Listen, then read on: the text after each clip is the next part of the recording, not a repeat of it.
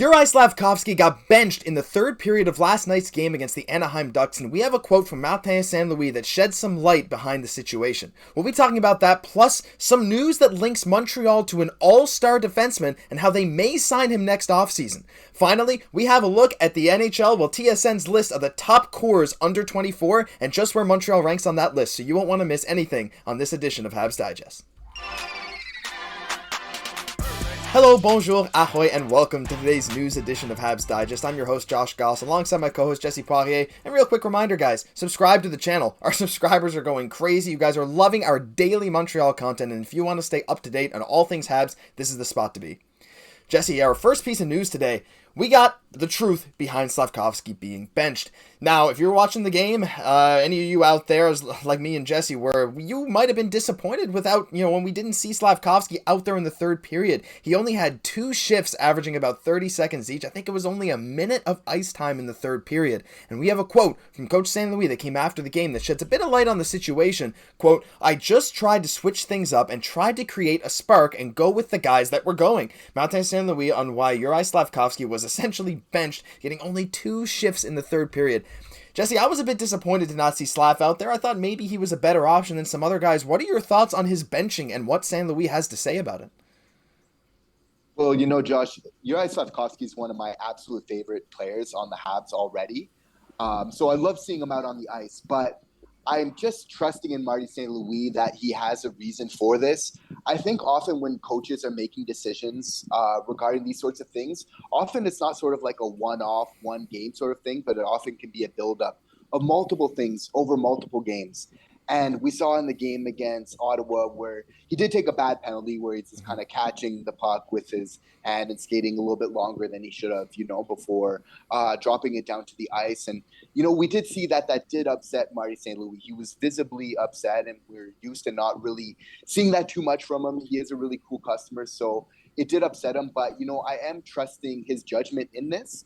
But I know a lot of people are saying, they're like, oh, but if you're benching Juraj Slafkovsky, like, this isn't good for his development. And, it's more about development than winning this year. But I would argue that benching somebody can be very good for the development. Sometimes it takes getting those hits a little bit to realize, like, okay, wow, I really don't want to make this mistake in the future. You can actually learn a lot from that by sometimes being disciplined. So I'm just going to trust that Marty St. Louis did have a reason for this.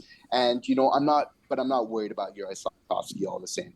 No, me neither. And we saw a quote just yesterday. I don't think we mentioned it on the show, but Martin St. Louis was asked a bit about Slafkovsky and how easy he is to coach and stuff like that. And he said that Juraj is one of the most coachable players he's ever seen. The fact that Juraj will go out there and he knows when he makes a mistake. He totally accepts the consequences for it. And when he's told about something he should improve on, he really takes that to heart. And we've started to see this a bit. As you mentioned, Jesse, he's been training with some Habs trainers to keep his head up, especially after making a pass. And in that game against Ottawa, you saw Austin Watson coming down, lining him up for a hit, and maybe Slafkovsky even 2 weeks ago would have been hit dead on the chest, but after making a pass up the boards, he looked up, saw Watson, and stepped to the side. He's improving day by day when coaching is saying, like, hey, Juraj, you need to fix this.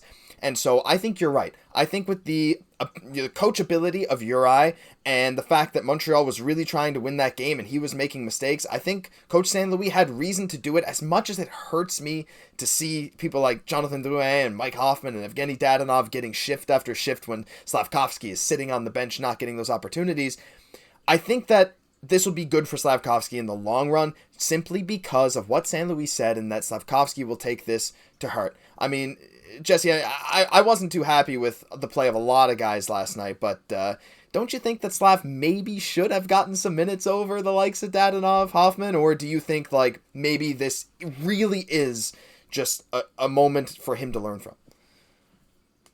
No, absolutely. But I think they're holding up Slav to a higher standard maybe than some other players, even so ready. And even, Jonathan Drouin was highly touted as a number 3 draft pick, but at this point in his career they're holding up Juraj to, just higher expectations, essentially. And I think there's nothing wrong with that.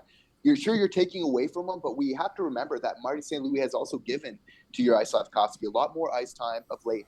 And also now some time on that first power play unit, which we're really excited about, which you and I, Josh, we've been wanting this for so long, but we know that Marty has had a plan the whole time through, just slowly but surely, just kind of giving them more and more. Is there going to be a couple bumps along the road? Yeah, absolutely. But, Juraj is going to be completely fine. He is, and I've seen some conspiracy theories that Kent Hughes is forcing St. Louis to play the likes of Dadonov and Hoffman so they can gain a bit of trade value. I don't know if I buy into that, but after last night, maybe it gets a bit extra credibility. But no, I think you're bang on, Jesse. I'm not worried at all, and I think that the coaching knows what's best. Let's step into topic number 2 today, Jesse, and it's pretty topical. We've got some news. I mean, it's not brand new news, but there have been articles posted today kind of talking about it again because of how much former All-Star defenseman John Klingberg lit up Montreal. He scored 2 goals on us last night. Those are his second and third goals of the season. And Montreal has been linked to him in the past, and you can't help but wonder, maybe if Montreal had him, he wouldn't have lit us up, right? Analysts are looking back into this. Take a look. The Montreal Canadiens were among the finalists to sign skilled defenseman John Klingberg, according to Guillaume Lefrançois of La Presse.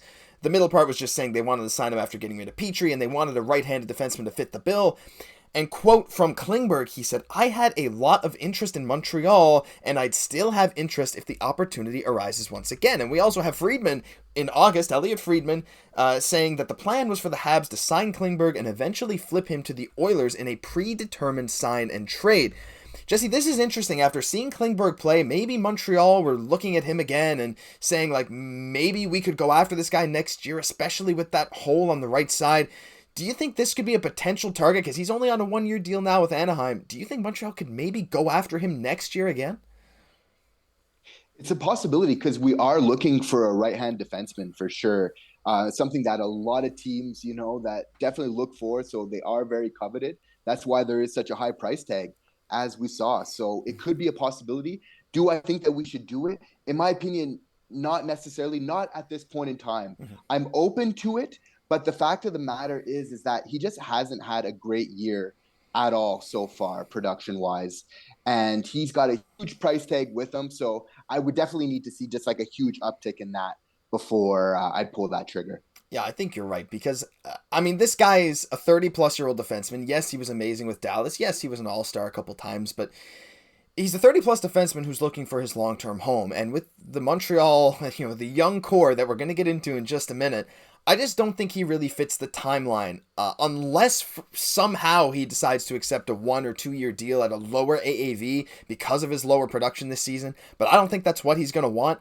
Personally, Jesse, I'm on board with you. I don't think Montreal should sign him for how much he's going to demand unless there's a miracle where he decides to take a little less on a team-friendly deal. Then Montreal can maybe, again, flip him to a team that wants him. And I'm sure he'd garner at least a first-round pick. So who knows? That's kind of how I'm looking at it. Maybe we can get a first out of him, maybe even more.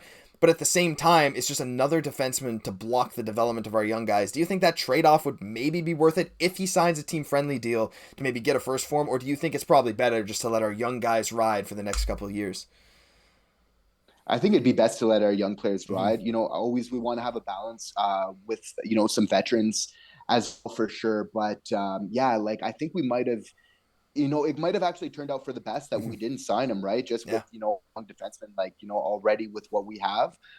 So of course, that's what I'd like to see. Keep riding our young players. Yeah, same here. And it's a beautiful segue, actually, talking about our young players into our third topic of the day. The Canadiens ranked 4th best core for under 24. That's a lot of fours. And basically what we're saying is TSN did a list of the best, group of 4 players that are under 24 on each team. And Montreal ranked 4th in the NHL and number 1 among all Canadian teams. They cite the fact that the Canadiens have 6 under 24 players on their current roster, headlined by AA forwards Nick Suzuki and Cole Caufield. Let me just clarify that AA means elite, an A grade, or AAA means all-star, all NHL, superstar. AA is elite, single A is solid, top-pairing defenseman, maybe first, second line, and a B grade, essentially for Xhekaj here, means a top 4 defenseman, at least projects to be. So Montreal has 4 defensemen, including Cayden, Guhle, an A player, Xhekaj, a B. The only missing ingredient is a successor to Carey Price in goal, but not only that, Jesse, they ranked 4th on this list of core 4. Nick Suzuki himself is number 4 on a list of all players under 24. He is the highest ranked player from any Canadian team. The Habs and the Senators each have 4 players in the top 50, most among Canada-based clubs. Suzuki is number 4, Caufield's number 15. I think he could be a bit higher, but Cayden Guhle is number 28, and Slaf is number 39. Jesse, this is awesome news, and we talked a little bit about that ranking just a little while ago, saying that the Habs top line was maybe only 19th best in the league. But it really seems like maybe they're starting to garner a bit more respect. Do you think these rankings are fair for Montreal to be the highest rated Canadian team when it comes to prospects under 24 years old? It is. We got tons of really good young players. It's like we're not, one of the best teams in the league right now only because we're so young, right? But that's what our focus is. That's what we want. So we're going to see all of those rise. Like, it's so nice to see us as, the top Canadian club.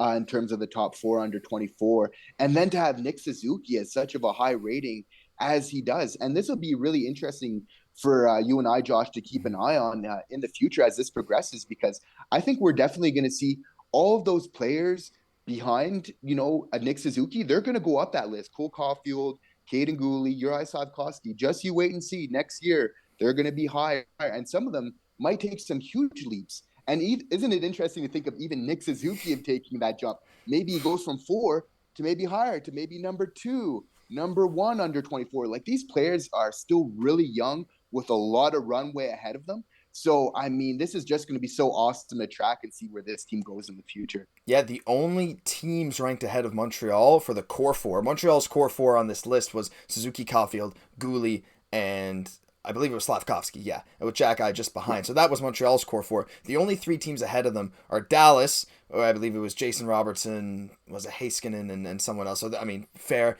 Detroit and Buffalo. I think Montreal maybe even has an argument to move up a slot or 2 on that list, though. To be fair, those top 3 all really good when it comes to talent under 24. But the fact that Montreal's right there with them is awesome, and Suzuki being at number 4 is awesome. I think Cale Makar is listed as number 1, and to be honest, that I got no argument right now, as much as I love Suzuki. But still, you're right, Jesse. Like, he's just going to keep growing. He's literally getting better every single season, as we kind of expected, but I don't think anyone expected growth of this level. And these young guys from Montreal are showing why we should be excited. The fact that our 18-year-old rookie, who is still getting used to North American ice, is ranked in the top 40 of all players in the NHL under 23 is amazing. And man, I have really high hopes for the future. And not to mention some prospects like Lane Hudson, who just made the World Juniors. And we got a lot of representation coming. Jesse, you ready to cover some World Juniors in the coming week or what? We should have some videos on that. I can't wait. It's going to be really fun. There's going to be so much great talent, right? We're going to see so much of next year's draft class, in action. So I'm excited for all the games pretty much. Yeah, me too. We'll be covering all that here. We'll make sure to get whatever videos out about it we can. But in the meantime, that'll do it for this edition of Habs News for December 16th. If you liked the video, subscribe to the channel, like the video, share it to your friends, whoever might enjoy. And, we'd love if you did. We love the support. We can't thank you guys enough. I'm Josh Gosse for my co-host Jesse Poirier. We'll catch you in the next one.